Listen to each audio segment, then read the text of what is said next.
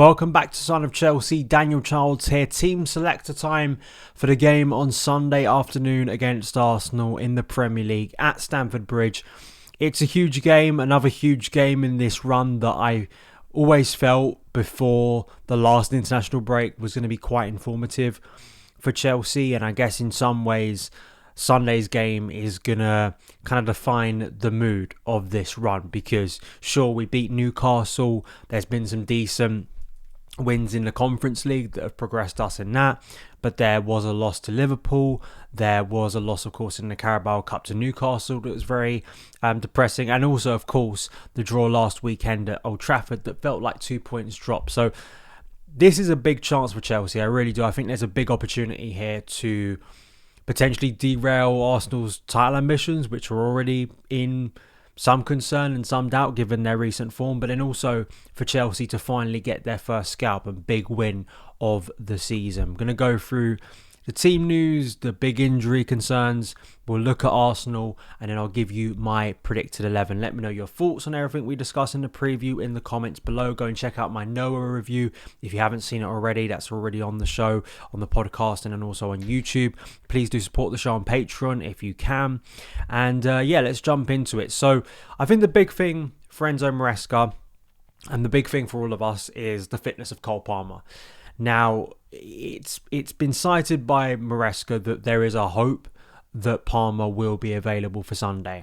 So he hasn't officially been ruled out, but it is touch and go. I mean, that's what it is. So it feels like it's going to be a very late decision. Now, because we are on the eve of the international break, because of the importance of Cole Palmer to Chelsea, because this is a big game against a very tough opponent, I think if it's even like 70%, I think he starts. I just think he does. Now, Chelsea, to be fair to them, have been a lot more cautious with players. They want to use players properly. They want to, probably because of the injury problems we've had in recent times, they don't want to push a player too far. And I guess as much as we want to think about Sunday, if you said to me right now, you can play Palmer on Sunday, but then he's going to have real injury problems for the rest of the season, or he's going to have a real big setback, let's rest him. But let's hope it isn't kind of that conundrum. Let's hope he can play and it'll be fine.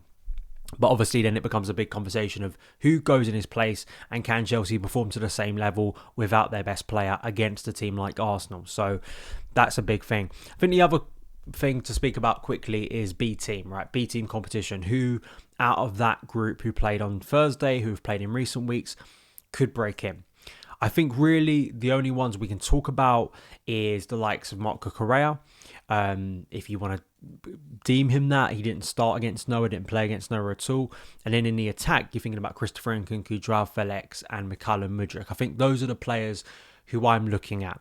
But I think the rest, I think it's very difficult because defensively, I still think there are concerns. And in some positions like the goalkeeper, it doesn't quite feel like there's a real sense of competition, even though the first choice isn't trusted, which is an issue in terms of how great this squad actually is. If you've got a situation where you've got vital positions, but people don't believe the first choice is that good, but then you don't believe the backup is much better either. I think it's a similar scenario actually with the back two.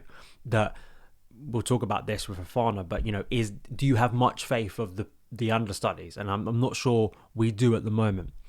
So Arsenal, I think there's more confidence from a Chelsea perspective going into this game. I think for a couple of reasons. I think because Arsenal are probably under more pressure than Chelsea going into this game because of the fact that they haven't had a good run. They haven't won a Premier League game since the start of October, which was against Southampton. That was before the last international break, so actually quite a while ago now. And they've lost 2 of their last 3, lost to Bournemouth away, lost to Newcastle away. They've just lost to Inter Milan away. I watched the entirety of that game and, I think sure, Arsenal had a lot of the ball. They did have some opportunities, but kind of felt like, and has felt like in recent weeks, teams have been able to stifle that Arsenal attack. I think that's the big conversation, a lack of goals. Kai Havertz is their top goal scorer with 4, which, wouldn't even put him like second with like Nicholas Jackson at Chelsea. I don't want to make this show all about Havertz versus Jackson, but I'm a firm believer that Chelsea have upgraded after Kai Havertz has left the club. And I just, that's not based on one game. And sure, Kai Havertz could have a brilliant game against Chelsea on Sunday like he did the last time. But I look at a broader, longer term view. It doesn't come down to 1 or 2 games a season. It comes down to a long term view of the fact that I think Jackson has proven very quickly to be an upgrade in kind of all areas. I think he's a better finisher, better all round, more consistent. I think he makes the team better.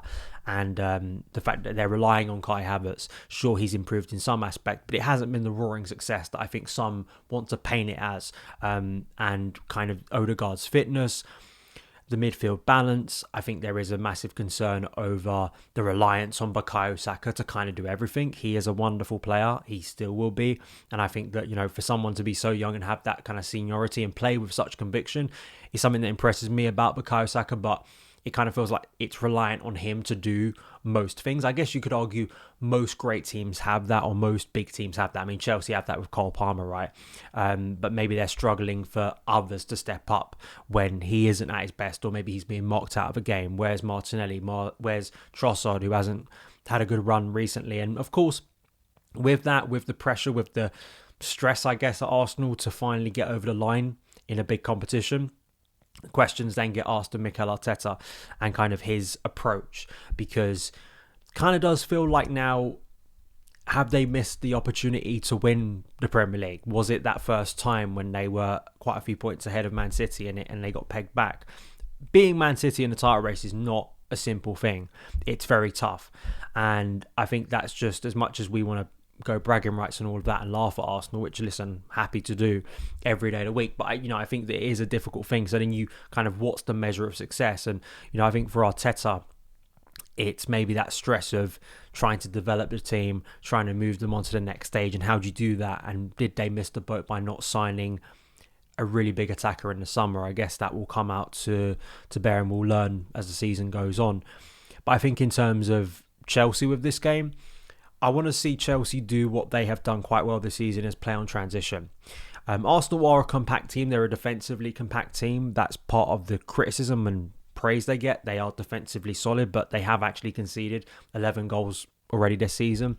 Comparisons to like Mourinho's best Chelsea teams, I mean, laughable in that sense, because they haven't won the Premier League, and we're not even in December and they've conceded 11, so they are not going to beat, probably unless something absolutely insane happens, beat Chelsea's record of 0-4-5. I don't think anyone ever will. So I think what I want to see Chelsea do is be able to press, harry, and also hit Arsenal in transition. Chelsea, I think, have been at their best, and they're still at their best, and maybe in a long-term view this is an issue for Chelsea, because if they get better, as they get more dominant, if they start progressing up the table, naturally teams will come to the bridge. More teams will come to the bridge than before and kind of view Chelsea in a more threatening way. So then you will have to break down opponents.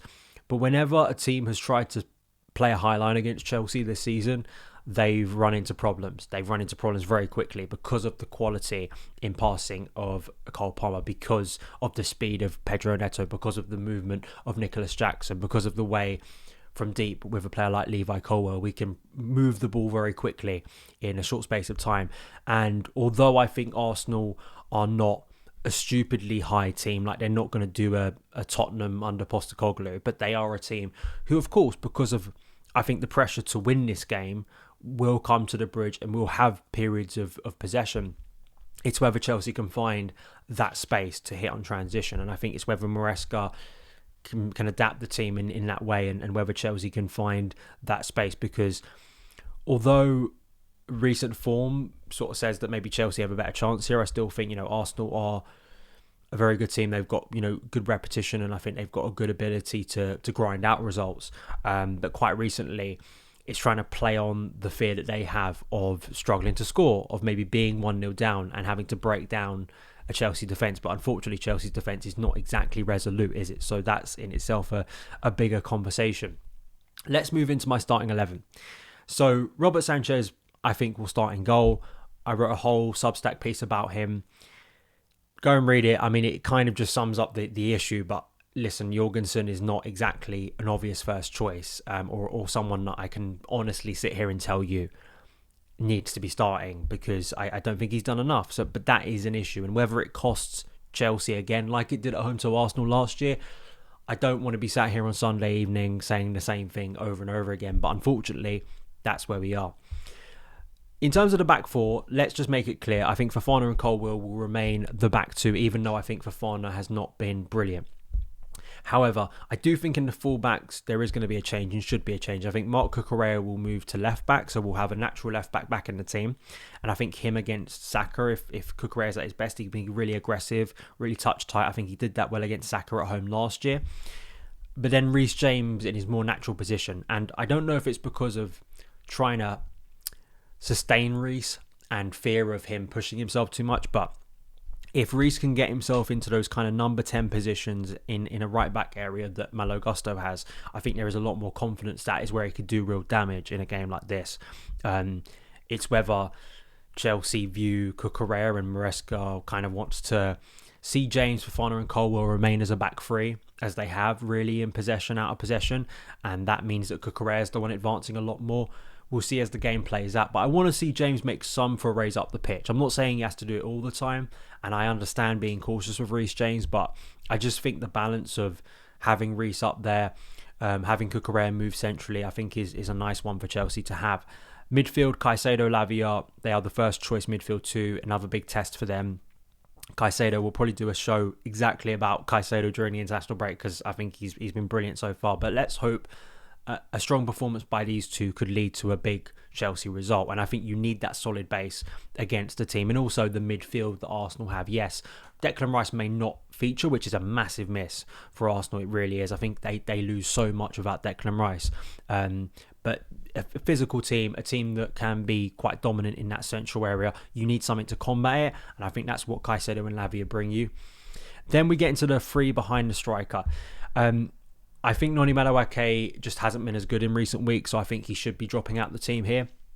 So then you get into the conversation around Palmer's fitness and also do any of the fringe players come into the team. So I think Pedro Neto, I'd move him onto the right. I think he's done enough to remain in the team. I think he was one of the strongest attackers really last week. I think he's probably the standout one for a lot of people at Old Trafford in what was a disappointing day. Let's start Palmer. If Palmer is not available, Nkunku should be the one here.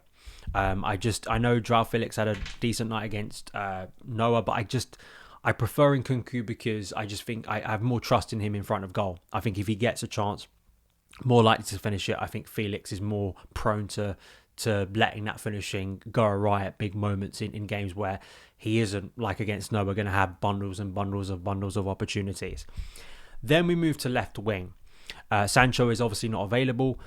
I think Mykhailo Mudryk might get his first Premier League start, I think, since August, which is insane, really, when you think about it. But I think it's been deserved based on his poor performances and based on the competition in and around Chelsea's attack. And I think maybe, just maybe, Maresca's strategy of approaching Mudryk with a little bit more tough love might work out. It's a big test for Mykhailo Mudryk. He has to step up because I don't think Maresca is going to have a lot of patience for him. And I think the competition in that area is stiff, as we know. And, you know, if you take Noni out, hopefully Noni responds positively. Hopefully Jadon Sancho, when he returns, responds positively. So there is competition, absolutely fierce. And I think it's why Mudryk and hopefully players who have been out in the fringes on the B team can perform in a big way, because it'd be a massive vote of trust for him.